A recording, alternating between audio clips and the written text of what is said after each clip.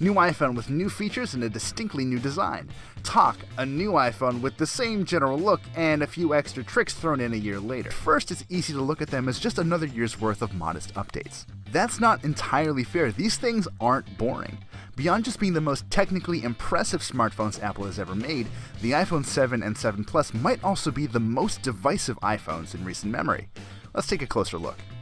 Before we go any further, yes, the 7 and 7 Plus look a lot like the 6S and 6S Plus. Apple clearly thought the iPhone body we've been using for the past 2 years still had some mileage left in it, which is a little disappointing. The 7 and 7 Plus are as impeccably put together as always, but Apple's own cadence trained us to expect something new. I'll get over it, I guess. We do, however, need to talk about their new finishes. Both bodies are made of the same 7000 series aluminum, but while the matte black model looks exactly like what you'd expect a black iPhone to look like, the new jet black finish is a sight to behold. This version of the 7 and 7 Plus, more than any other, feels like a single cohesive piece of hardware because the glossy glass screen feels just like the glossy metal body. It's beautiful, until it starts picking up fingerprints and scratches.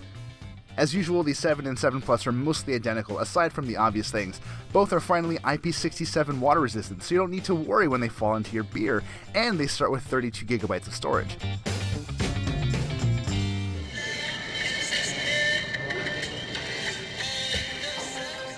Both have stereo speakers that are significantly louder than the ones we got in the 6S siblings, even though they're not quite as immersive as the HTC ones used to be.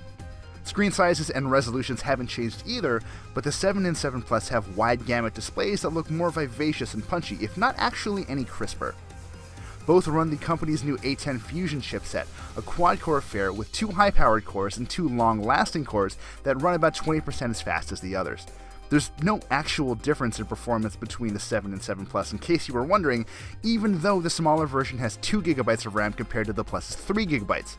I restored these new iPhones from backups of our 6S, and the differences were immediately clear. There's almost no delay at all between when you tap an app icon and it launching, and in day-to-day use, I just kind of stopped thinking about performance altogether. That's the holy grail that these companies are chasing, performance that is so effortlessly good that you never need to pay attention to it, and Apple's getting really close. Even better, the 7 and 7 Plus have noticeably better batteries than the models that preceded them. The smaller iPhone 7 routinely got me through a day and a half before giving up the ghost, and I could usually count on the big old 7 Plus to stretch into 2 days. They did well in our standard rundown test too. The 7 looped a video for a hair under 12 hours, and the 7 Plus stuck it out for just over 14. Now if you're keeping count, they both lasted for over an hour and a half longer than the 6S and 6S Plus did last year. Then there are those new 12-megapixel cameras with their fancy 6-element lenses and optical image stabilization even in the smaller iPhone 7. Frankly, they're incredible. More than just capturing crisp detail and lots of nuance, the 7 and 7 Plus are tremendously good at rendering colors that look natural and vibrant. Before today, I would have said the Galaxy S7s and the Galaxy Note 7s were the best all-around smartphone cameras, but now Apple is right there, neck and neck. Which is better is ultimately a matter of preference, but I came away enjoying Apple's results slightly more. The 7 Plus also packs a second camera for zoom, a trick that usually works more elegantly here than when LG tried it in the G5.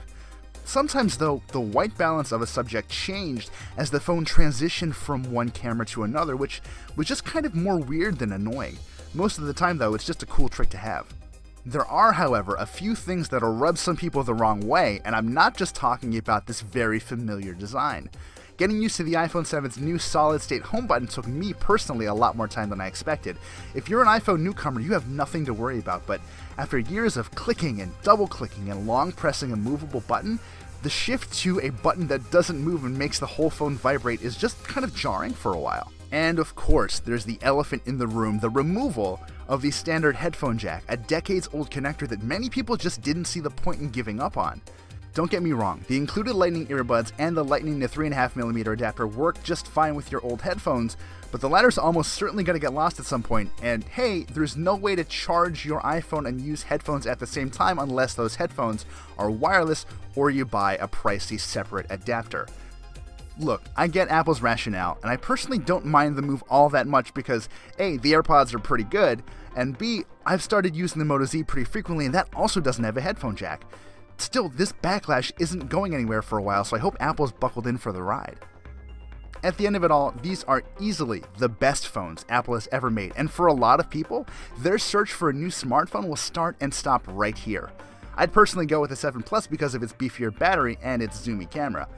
Then again, the lack of a headphone jack will just alienate some people, and still others will be disappointed by an approach to design and functionality that, to be completely frank, doesn't feel all that exciting. Apple chose evolution over revolution this year, and while the results are the most technically impressive iPhones to date, well, it's just going to have to deal with the stigma of feeling a little stale.